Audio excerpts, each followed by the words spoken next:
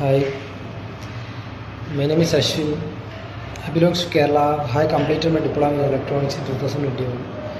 After my studies, I was looking for a job field where I can improve myself at every opportunity as long as I work.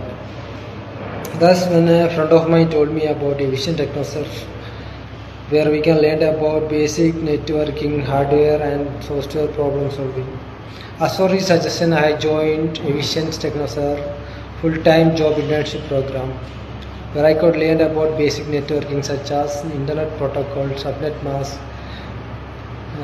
static and DHCP, domain joining, and diagnosing hardware and software related issues, and basic troubleshooting, and basics of cybersecurity, CCNA, and Windows administration, etc. And the faculties helped me to understand networking and those activities in depth, and they were always there for doubt clearing and assistance, and they helped me a lot to improve my knowledge, and I got placed in the company name is ITCONS Ltd.